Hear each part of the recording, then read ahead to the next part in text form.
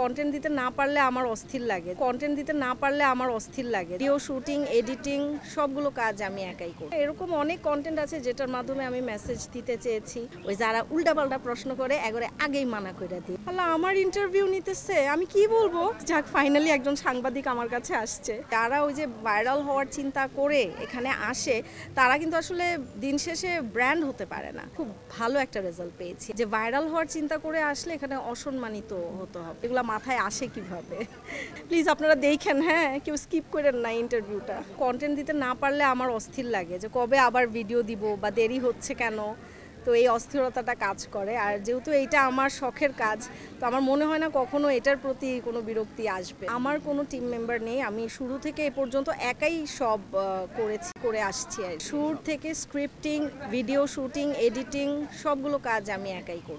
বাসার কেউই ইনভলভ না, মানে থটস অফ শামসের সব কিছু থটস অফ শামসই ম্যানেজ করে। পেজটা যখন খুলেছিলাম তখন ভেবেছিলাম যে আমি আমার মনের কথা খালি লেখালেখি করবো ওই পেজে, এতটুকু পর্যন্তই। যার কারণেই আসলে পেজের নাম থটস অফ শামস, যে আমি আমার থটসগুলো শেয়ার করব সেখানে। তো এর জন্যই আসলে থটস অফ শামস দেওয়া না। হ্যাঁ, এরকম অনেক কন্টেন্ট আছে যেটার মাধ্যমে আমি মেসেজ দিতে চেয়েছি। আবার কিছু কন্টেন্ট আছে একেবারেই শুধুমাত্র এন্টারটেইনমেন্টের জন্যই। আবার কিছু আছে হয়তো কোনো ইনফরমেশন আমি ডেলিভার করার ট্রাই করছি। সব মিলিয়েই আসলে কাজ করে থাকি। ফুপ্পি সেজে বলবো? আচ্ছা, ফুপ্পি সেজে যদি বলতে হয় তাহলে বলবো যে, আরে আমি ফুপ্পি, আমি যেন তেন মানুষের কাছে ইন্টারভিউ দেই না, ঠিক আছে? ওই যারা উল্টাপাল্টা প্রশ্ন করে এগরে আগেই মানা করে দিই যে বালা বালা সাংবাদিক আইছে, এদের কাছে ইন্টারভিউ দিমু আরো হিট হবো।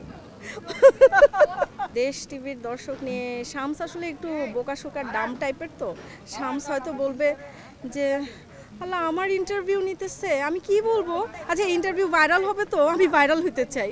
আল্লাহ, আমাকে একটু ভাইরাল করে দিন প্লিজ। যাক, ফাইনালি একজন সাংবাদিক আমার কাছে আসছে। প্লিজ আপনারা দেখেন, হ্যাঁ, কেউ স্কিপ করেন না ইন্টারভিউটা। আচ্ছা, আমি যেদিন থেকে এই কাজটাকে আমার প্রফেশন হিসেবে নিয়েছি, ওই দিন থেকেই আমার ইচ্ছা ছিল যে আমি নিজেকে অ্যাজ আ ব্র্যান্ড এস্টাবলিশ করব। তো আমার কাছে মনে হয় যারা ওই যে ভাইরাল হওয়ার চিন্তা করে এখানে আসে, তারা কিন্তু আসলে দিন শেষে ব্র্যান্ড হতে পারে না, এবং অনেক ব্র্যান্ডের সাথে কাজ করারও অপরচুনিটি তারা হারিয়ে ফেলে। দেখা যায় যা ইচ্ছা তাই করে ভাইরাল হচ্ছে, সেটা লাইভে এসে হোক, ভিডিওর মাধ্যমে এসে হোক।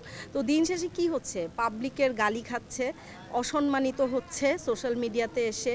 কিন্তু আমার কখনোই এরকম ইচ্ছা ছিল না। আমি চেয়েছিলাম যে পজিটিভভাবেই মানুষ আমাকে চিনুক, এবং হ্যাঁ, এইটার যেই রেজাল্টটা হয়তো খুব আস্তে আস্তে পেয়েছি, কিন্তু খুব ভালো একটা রেজাল্ট পেয়েছি আমি। এবং বাকি কন্টেন্ট ক্রিয়েটরদেরকেও বলবো যারা নতুন এখানে আসতে চায়, যে ভাইরাল হওয়ার চিন্তা করে আসলে এখানে অসম্মানিত হতে হবে। আর ভালোভাবে যদি আসলে টিকে থাকতে চায় তারা, তাহলে ভালোভাবে কাজ করে যেতে হবে। আমি সবসময় বলি যে আমি আমার থটস অফ শামসের যতগুলো ক্যারেক্টার, ইনক্লুডিং ফুপ্পি, আছে আমার ভিডিওতে, এদের সাথে আমার রিয়েল লাইফের যেই আমার ফ্যামিলি মেম্বার্স বা আমার রিলেটিভস, কারোর সাথে কিন্তু ওইভাবে আসলে মিলে না। তো সবাই আসলে আরও অবাক হয় যে এই ক্যারেক্টারগুলো আসলে কোথা থেকে নিয়ে আসলাম বা কিভাবে বানালাম। তো আমার যারা পরিচিতরা আছে তারা আরও খুব অবাক হয়ে আমাকে জিজ্ঞেস করে যেগুলো মাথায় আসে কিভাবে। না, সবাই বুঝে যে এটা একেবারেই মানে আমার কল্পনা থেকে এই ক্যারেক্টারগুলো। মানে যেমন আমার কিন্তু বাস্তবে কোনো ভাই নেই, তো দেখা গিয়েছে আমি আমার ভিডিওতে ঠিকই একটা ভাই ক্যারেক্টার রেখেছি, ভাইয়ের বউ রেখেছি। তো বেশিরভাগ ক্ষেত্রেই দেখা যায় সব ইমাজিনেশন থেকেই আসছে আমার ক্যারেক্টারগুলো। মা বলতে মানে আমার রিয়েল মা না, ওইটাও আমি সাজি, মা ক্যারেক্টারটা আমি সেজেই করি। তো ওই মা ক্যারেক্টারের সাথেও কিন্তু আমার রিয়েল মায়ের কোনো মিল নেই আর কি। যারা আমার মাকে চিনে, আসল মাকে চিনে, তারা দেখলে খুব অবাক হয় যে তোমার আম্মু এরকম, আর তুমি ভিডিওতে এরকম আম্মু দেখাও, এটা কিভাবে সম্ভব? মনে হয় যে ওইটাই তোমার রিয়েল আম্মু, অনেকে এরকম বলে।